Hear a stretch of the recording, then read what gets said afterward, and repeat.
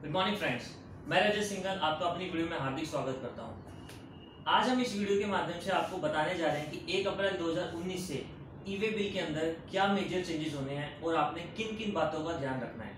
सबसे पहले तो अभी तक आप डिस्टेंस मैन्युअली फीड कर रहे थे, बट 1 अप्रैल 2019 से जीएसटी पोर्टल या ई-वे बिल पोर्टल दो सप्लायर और रिसिप्टेंट के बीच डिस्टेंस ऑटोमेटिकली कैलकुलेट करेगा। अब ये ऑटोमेटिकली कैलकुलेशन होगी कैसे?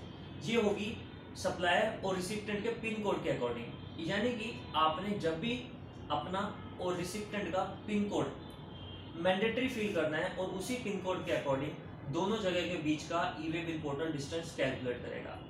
हाँ, इस डिस्टेंस के अंदर आपको 10% की कैप दी जा रही है कि आप 10% तक इस डिस्टेंस को कम या ज़्यादा मॉडिफाई कर सकते हैं। इसके बाद कई बार ऐसा होता है कि रिसिप्टेंट और सप्लायर दोनों का ही पिन कोड सेम हो सकता है।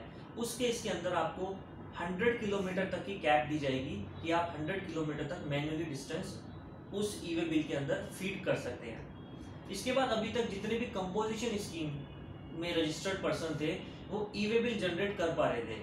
अब होगा क्या, अगर आपका जीएसटी नंबर कंपोजिशन स्कीम में रजिस्टर है तो आपका ई-वे बिल जनरेट हो ही नहीं पाएगा, क्योंकि ई-वे बिल जनरेट करते टाइम जब भी आप उसमें सीजीएसटी और एसजीएसटी डालना चाहेंगे तो वो ऑप्शन फ्रीज हो जाएंगे।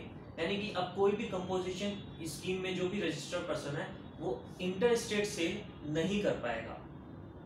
इसके बाद अभी तक ये भी देखा जा रहा था कि एक ही इनवॉइस के against multiple e-way bill generate हो रहे थे। हो क्या रहा था, जैसे सप्लायर ने एक इनवॉइस के अगेंस्ट में ई-वे बिल जनरेट कर दिया, उधर से जो रिसिप्टेंट है दूसरी स्टेट से उसी इनवॉइस के अगेंस्ट में रिसिप्टेंट भी ई-वे बिल जनरेट कर रहा था। और इस दौरान अगर माल सप्लायर या रिसिप्टेंट ट्रांसपोर्ट के माध्यम से भेज रहे थे तो ट्रांसपोर्ट भी उसी इनवॉइस के अगेंस्ट में ई-वे बिल जनरेट कर रहा था। बट अब क्या पॉलिसी आ जाएगी, 1 इनवॉइस 1 ई-वे बिल, यानी कि एक ई-वे बिल यानी कि एक इनवॉइस के अगेंस्ट एक ही ई-वे बिल आप जनरेट कर सकते हैं, या तो सप्लायर जनरेट कर पाएगा या ट्रांसपोर्ट या फिर रिसिप्टेंट। और इसमें एक केस और हो सकता है कि कई बार आपका पिन इनवैलिड दिखाएगा ई-वे बिल पोर्टल।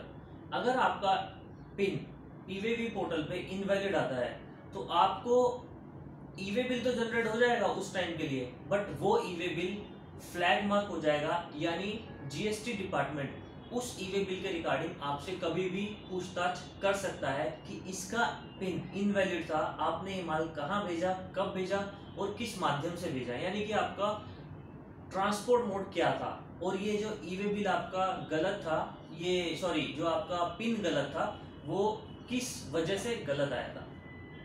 तो दोस्तों, मैं उम्मीद करता हूं कि 1 अप्रैल 2019 से जो भी ई-वे बिल आप जनरेट करेंगे, जनरेट करने से पहले इन 4 बातों का ध्यान जरूर रखेंगे।